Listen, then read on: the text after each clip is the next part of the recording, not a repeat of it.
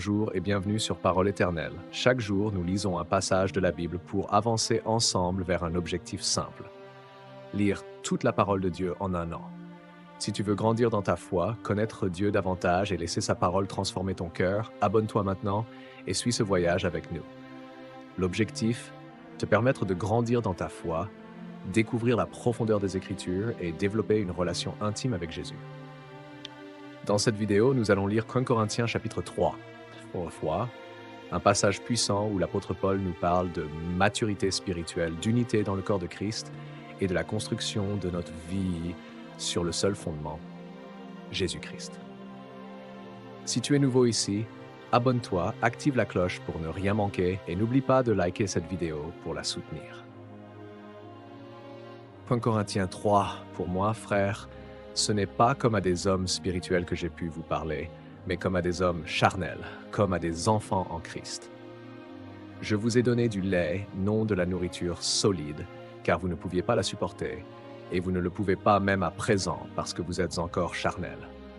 En effet, puisqu'il y a parmi vous de la jalousie et des disputes, n'êtes-vous pas charnels, et ne marchez-vous pas selon l'homme? 4. Quand l'un dit « Moi je suis de Paul » et un autre « Moi d'Apollos », n'êtes-vous pas des hommes? Qu'est-ce donc qu'Apollos et qu'est-ce que Paul? Des serviteurs par le moyen desquels vous avez cru, selon que le Seigneur l'a donné à chacun. J'ai planté, Apollos a arrosé, mais Dieu a fait croître. En sorte que ce n'est pas celui qui plante qui est quelque chose, ni celui qui arrose, mais Dieu qui fait croître. 8. Celui qui plante et celui qui arrose sont égaux, et chacun recevra sa propre récompense selon son propre travail. 9. Car nous sommes ouvriers avec Dieu. Vous êtes le champ de Dieu, l'édifice de Dieu. Selon la grâce de Dieu qui m'a été donnée, j'ai posé le fondement comme un sage architecte et un autre bâtit dessus, mais que chacun prenne garde à la manière dont il bâtit dessus.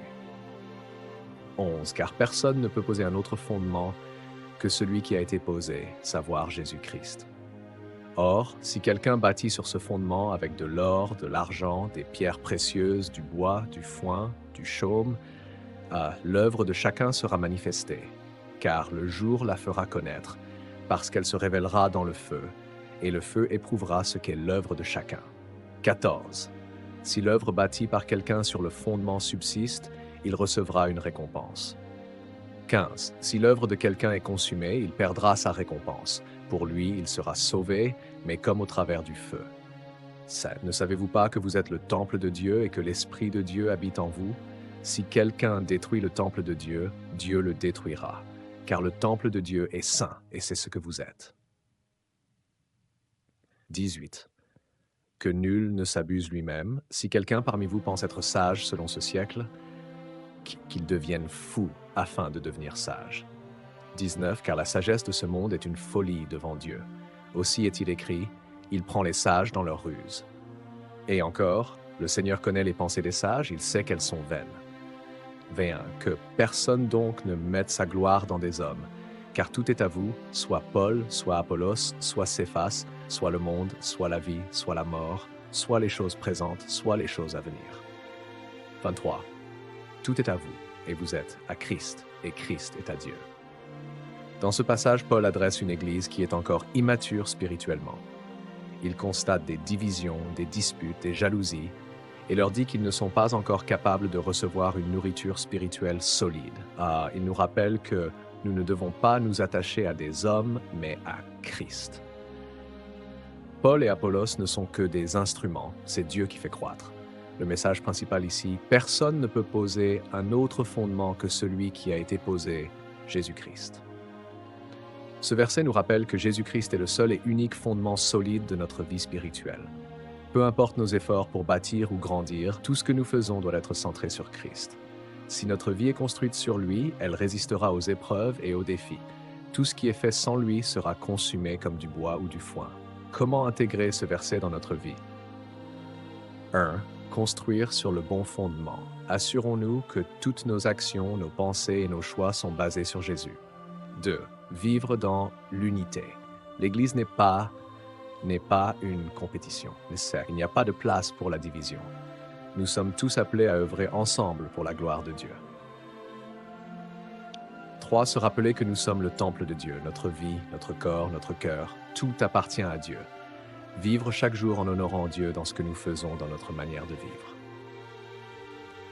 Merci d'avoir suivi cette étude. Pour t'aider à aller plus loin, nous avons mis à ta disposition un PDF gratuit à télécharger avec une explication claire du passage, le verset clé à retenir, une réflexion personnelle à compléter.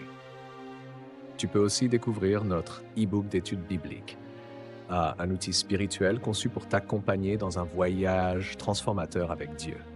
Chaque page t'invite à t'arrêter, réfléchir, prier, écrire et surtout entendre la voix du Seigneur dans ta vie quotidienne.